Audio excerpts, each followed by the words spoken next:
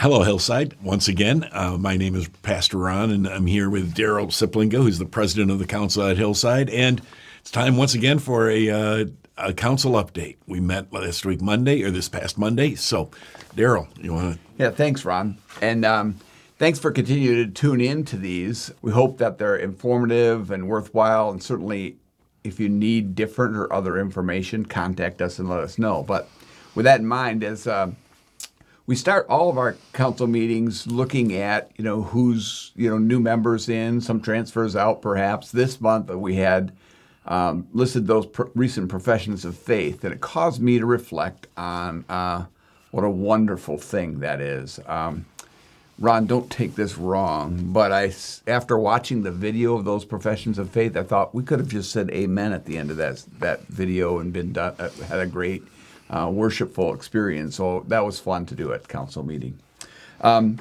Also related to kind of ongoing ministry, we approved a proposal from the staff to begin a series of discipleship education programs that will happen twice a month, the first and third Wednesday of the month in the evenings. We'll look forward to starting that in October. So watch your in-basket, your news, your Hillside updates for next steps on that. So we approved that, and that's kind of an exciting new discipleship education opportunity for us. And then kind of related to that, we recognize that we're going to be doing that in the Multipurpose building. Some of you have perhaps never gone there. This will be an opportunity to see that resource that we have at Hillside. However, we recognize that resource needs a little bit of work, and so we approved some money from our Employee Retention Fund resources to do some upgrades and improvements and kind of make a little bit better first impression for those of you who will have this experience be a first impression. And then also on a property-related note, we got a bit of an update from the task force, I'll call it, that's looking at how we can improve our kitchen and upgrade those things to make it more usable and effective for ministry. And so no specific proposal on that yet, but just an update. So we're excited to see what we might do. And we are also fortunate that we have the resources to think about those things. So those couple of quick updates. Yeah, thanks, Daryl. There are so many good things happening. That profession of faith service, and again, a baptism of a 14-year-old young lady, and we got Anchored coming up this Friday evening, and sometimes we get caught up in the day-to-day stuff and so on, and forget that there's a lot of really good stuff. With council we get administrative, and there's so many good things that are happening here, and we're really excited about it. Two things I want to touch on. Back to the administrative kind of stuff. One is, and I'll try to explain this without getting too technical, but in our denomination, in the Christian Reformed Church, in our church, we have what we call offices, leadership in the church, and there are 4 of them. There's the minister of the word. Eric and I have that title. We have gone through seminary and so on, minister of the word. And then there's elders like Daryl and others, and deacons. And then the 4th office is one we don't talk about as much. It's called commissioned pastor. And it's really a recognition of people who are in full-time ministry, haven't gone through seminary or the ordination process for being a minister of the word, but are in full-time ministry and are doing ministry work. And so we've talked about it with some of our staff members and kind of said, hey, is this something we want to pursue? And we're going to move ahead with that. We're going to start with Mornay. What that involves, it starts by asking classes for permission to do this. We'll be doing that in September. And so they have to approve the position, and so that's a really key part of it. But we'll be having that's something we'll be doing, presenting to classes in September.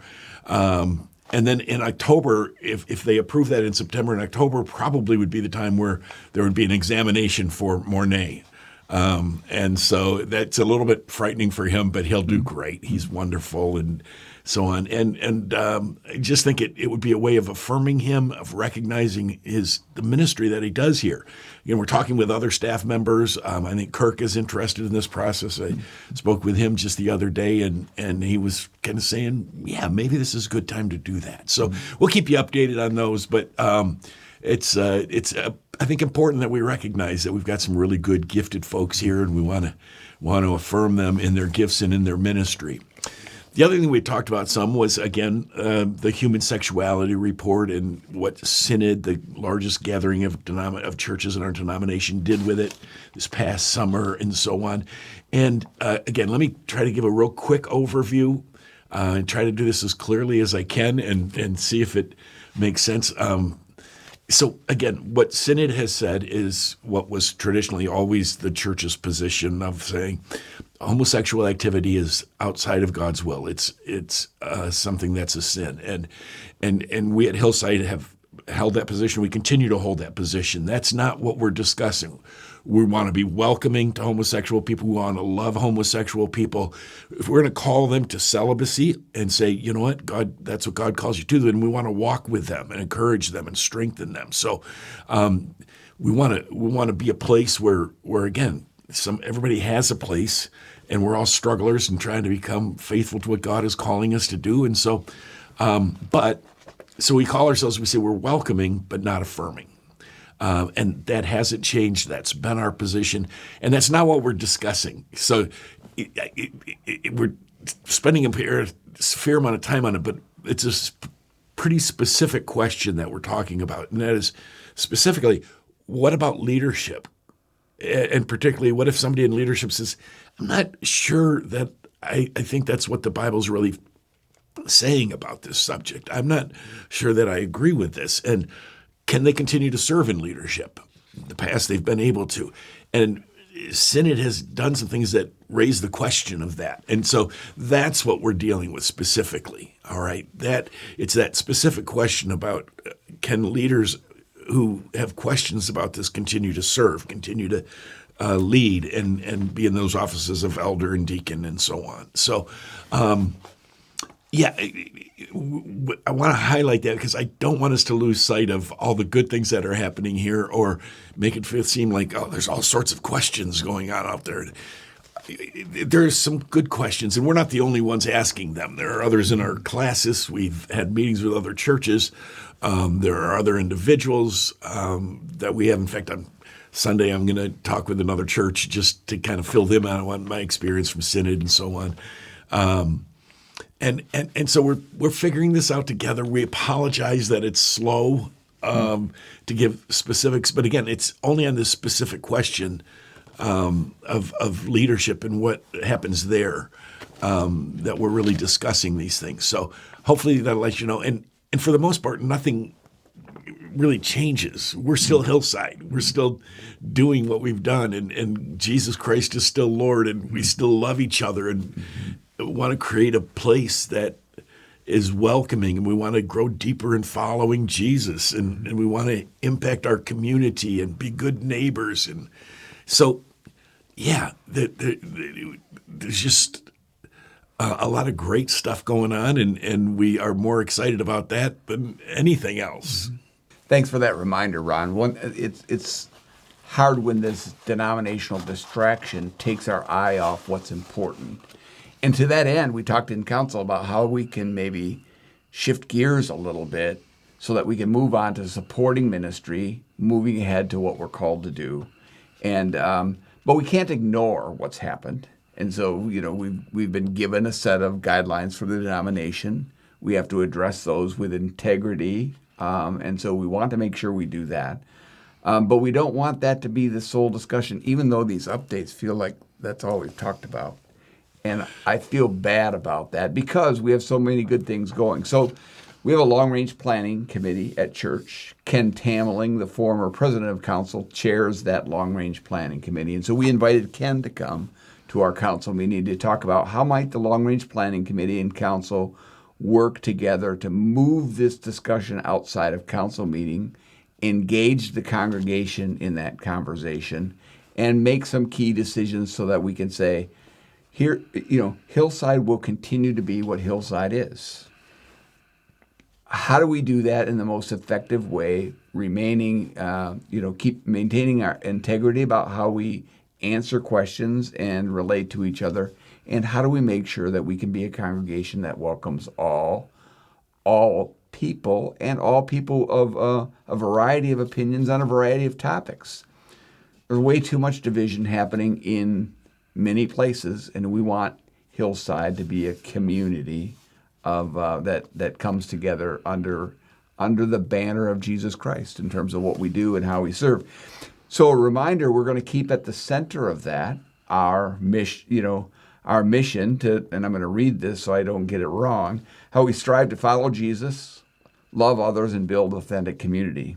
And our vision is, a reminder, Hillside Community Church will live out Jesus' life-changing message, seek to love our neighbors well, and develop authentic community where all people are welcome, worthy, and have a place. How do we keep that mission and vision at the center of what we do? And so Ken and the Long Range Planning Committee, and I'll be giving some leadership to this as well, will lead some congregational conversations around that, and then what that means, a reminder and kind of a recommitment to our mission and vision, and then say, okay, what does that mean in terms of how we relate to the denomination? Do we need to change anything, do anything different relative to that? So we'll be studying a series of options. Stay tuned for those meetings. We'll start those in mid-September or so, and hope to conclude by the first part of December so that we can kind of get it done and put our head down and make some decisions and engage the congregation in that. So stay tuned. Stay in prayer for us and with us and for each other, and stay connected. If this council update raised more questions than answers, send us a note and let us know. We'd be glad to have some more discussions. But we will be engaging in more formal conversations and discussions about this, both with the congregation and with a small group that will kind of study the options and then make some decisions. Hopefully we can remove that from bogging us down in council, and we can get on with celebrating great things that we're doing and supporting the work of ministry in our council meetings. So thanks for your attention and this update. One other thing while I'm thinking about it, I forgot to mention, if you do want some more information, if you Google Synod, SYNOD, 2024 FAQs, frequently asked questions, you'll come up with a document that will give you a lot of questions and answers and so on, and that might be helpful. I found part of it a little unclear in places, but it's a challenging thing to try to keep track of, but I did want to mention that